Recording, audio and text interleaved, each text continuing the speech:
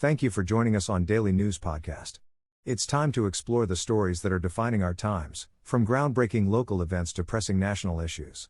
All the news you need, right here on Mangalore today. As the monsoon recedes, Mangaluru's vibrant fishing harbor is coming back to life. After a much-needed break, the fishing community is gearing up for deep-sea expeditions. With the ban on mechanized fishing lifted, boats are being prepped with ice, fuel, and supplies for trips that can last up to 10 days. The bustling harbor is filled with activity as crews load ice, fuel, and essentials, ensuring safety measures are in place. Hundreds of migrant workers are returning to join their crews, adding to the sense of camaraderie. With the season kicking off, Mangaluru is all set to embrace the return of its marine economy with a renewed sense of optimism and readiness to navigate the unpredictable waters ahead. In a recent incident, 3 youths from Vittal village in Mangaluru have been apprehended by the Vittal police for allegedly stealing cash from donation boxes at a place of worship in Kenyana, Bantwal Taluk. The accused individuals, identified as Twahid, Umar Farouk, 18, and Muhammad Nabil, 18, were caught after a complaint was filed by D. Narayana Rao, 72, the president of the place of worship. The theft, estimated to be between Rs 12,000 and Rs 15,000, was discovered when the donation boxes near Delantabedu School were forcefully opened and the contents were found missing. A case has been filed under Section 332 of the Barayanyaya Sanhita, and the investigation is ongoing at Vittal Police Station. In a recent incident in Vittal, Mangaluru, a private bus en route from Kaladka to Kanhangad crashed into the compound wall of the KSRTC bus stand. The bus, destined for Kenyana from Vittal, veered out of control near the KSRTC premises, resulting in injuries to 10 passengers. The injured were promptly taken to Vittal Government Hospital for medical attention. The driver and conductor also suffered minor injuries in the accident. A case has been filed at the Vittal police station under relevant sections of the Bharatiya Nyaya Sanhita, BNS. Stay tuned for further updates on this developing story. In a bid to preserve the rich cultural heritage of Tulu Nadu, Dr. Y.N. Shetty has urged for the systematic documentation of regional traditions like Buddha worship, Naga worship, and Yakshagana.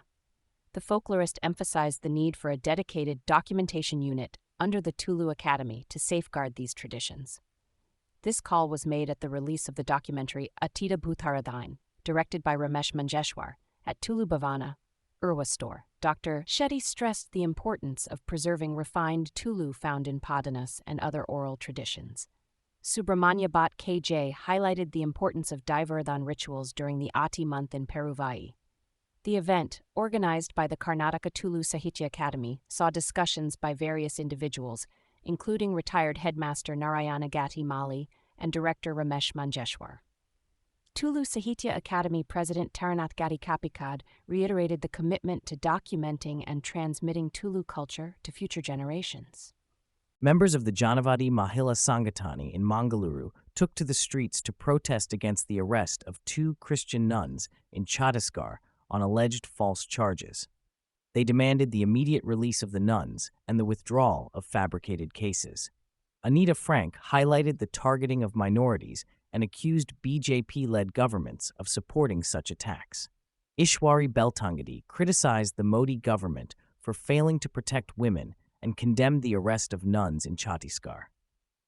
The leaders expressed concerns about the threats to democracy posed by attacks on the Christian community under the guise of anti-conversion drives. The protests saw participation from various activists and members of the Janavadi Mahila Sangatan. In a move to bridge the gap between academia and real estate, Mangaluru-based land trades builders and developers hosted the seminar Beyond Blueprint at Milestone 25 in Balmata. The event, themed Designing Futures, Building Realities, brought together architects, civil engineers, educators, and students for discussions on contemporary design and infrastructure practices. The seminar, in collaboration with the Indian Institute of Architects, IIA, Mangaluru Manipal Chapter, and the Association of Consulting Civil Engineers, India, Mangaluru Center, saw the participation of over 70 delegates, including students from prestigious institutions like Niti Engineering College and Srinivas School of Architecture. Managing Director, K. Srinath Hebar, highlighted the importance of nurturing future professionals.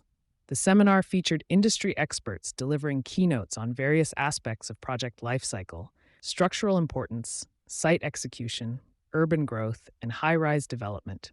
A panel discussion on urban development challenges and educational reforms was also held. The event concluded with a vote of thanks, emphasizing Land Trade's commitment to knowledge sharing and professional growth. In a significant development, Udaya Kumar Shetty, hailing from Heginja village in Udupi district, has been appointed as the Member Secretary of the Law Commission of India by the Appointments Committee of the Union Cabinet. Shetty, who brings over 25 years of experience in the Ministry of Law and Justice, took charge on Saturday. An esteemed alumnus of Mangalore University and Bengaluru University, Shetty holds expertise in labor laws with LL.B and LLM degrees. Notably, he received the Central Board of Direct Tax, CBDT, Certificate of Exceptional Service from Union Finance Minister Nirmala Sitharaman for his outstanding contribution to drafting the new Income Tax Bill 2025. This honor was bestowed upon him during the 166th Income Tax Day celebrations in New Delhi. Shetty's appointment marks a proud moment for the community of Udupi and the legal fraternity alike. In a major development, the Special Investigation Team, probing alleged mass burials in Dharmasthala, has received a crucial eyewitness account from a local resident, Jayant T. He reported a secret burial of a young girl without proper procedures or police involvement 15 years ago. Fear had previously deterred him from speaking out, but with IT's involvement, he has come forward. Jayant's testimony has opened the floodgates, with more individuals now ready to share their accounts. However, Advocate Ananya Gowda has accused a SIT officer of coercing a sanitation worker to retract his statement on camera. She demands the officer's removal for a fair probe. The SIT's response to this allegation is awaited. As the investigation gains momentum, concerns are growing, with protests in Bengaluru demanding a thorough inquiry into the alleged crimes in Dharmasthala. Stay tuned for more updates on Mangalore Today. In Mangalore Today, the BJP has escalated its protests against Minister Dinesh Gundu Rao for neglecting the ongoing sand and laterite stone scarcity in Dakshina Kannada. The district president, Satish Kumpala, criticized the minister for failing to engage with local representatives during his recent visit. MLAY Bharat Shetty questioned the effectiveness of the DK Sand Bazaar app in providing quality sand for construction.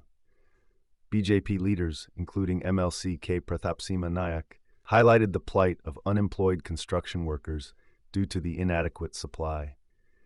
They have warned of further demonstrations unless the government takes immediate action to address the crisis.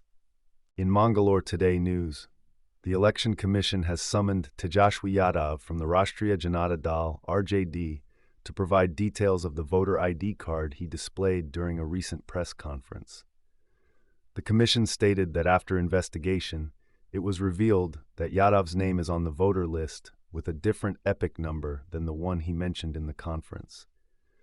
The commission has asked him to submit the original voter ID card for verification. This development follows the release of the draft electoral rolls by the commission, which led to a controversy due to the exclusion of 65 lakh voters. Stay tuned to Mangalore Today for more updates on this story. In a shocking incident in Hulikadi village, Balagavi district, Karnataka police have apprehended Sagar Patil, a prominent Sri Ramasena leader, along with two others for tainting the drinking water at a government primary school. The contamination led to 11 children falling ill last month. The accused allegedly spiked the water tank with pesticide to target the school's headmaster, Suleiman Goranayak, who is from a minority community. Fortunately, the quick action of some students reporting a strange smell in the water prevented a major tragedy. Preliminary investigations suggest that the main perpetrator, Sagar Patil, orchestrated the plan to harm the headmaster's reputation and have him removed. One of the accomplices, Krishna Madar, confessed under questioning that he was coerced into the act with threats of exposing his relationship with a woman from a different caste. Police have filed a case and are conducting further inquiries into this disturbing incident. The Karnataka government's draft bill on hate speech and hate crimes has sparked a heated debate over its provisions and potential implications. The proposed Karnataka Hate Speech and Hate Crimes Prevention and Control Bill aims to penalize hate speech with up to 3 years in prison, a 5,000 fine, or both.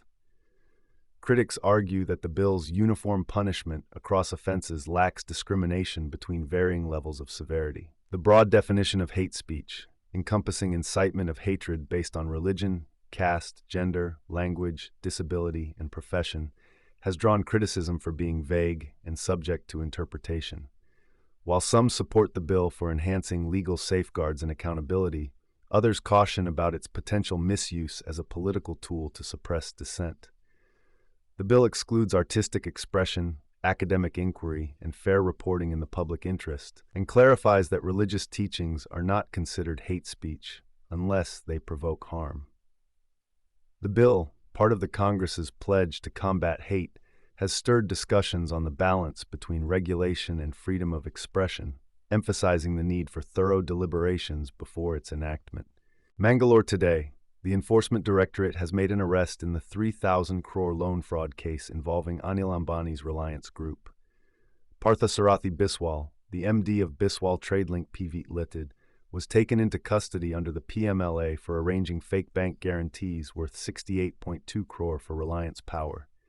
Fake guarantees were submitted to the Solar Energy Corporation using spoofed SBI email domains.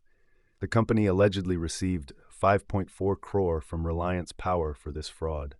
Biswal TradeLink had improper documentation and used dummy directors. Following a lookout circular against Anil Ambani, Biswal was remanded to ED custody. The ED is investigating the diversion of 3,000 crore loans from Yes Bank to Reliance Group firms, hinting at possible quid pro quo. Reliance Power stated that the allegations are linked to transactions of Reliance Communications or Reliance Home Finance over a decade ago. In response to the steep tariff imposed on Indian exports by former U.S. President Donald Trump, Prime Minister Narendra Modi urged for promoting indigenous products during a rally in Varanasi. Stressing on the importance of economic self-reliance, he emphasized the need for citizens to prioritize locally made goods and support the Vocal for Local initiative. Modi called for a collective effort from every citizen and leader to boost India's economy in the face of global uncertainty. The government is evaluating the impacts of the U.S. tariff move and is in discussions with all stakeholders. Commerce and Industry Minister Piyush Goyal affirmed the government's commitment to safeguarding the interests of various sectors and advancing India's national interest. The escalation of tariffs has prompted a renewed focus on enhancing domestic production and striving towards economic self-sufficiency in the country. We thank you for watching today's news roundup. To dive deeper into our stories, please visit our website at mangaloretoday.com. And to never miss an update from us, click that subscribe button. Here's to staying connected. Good evening.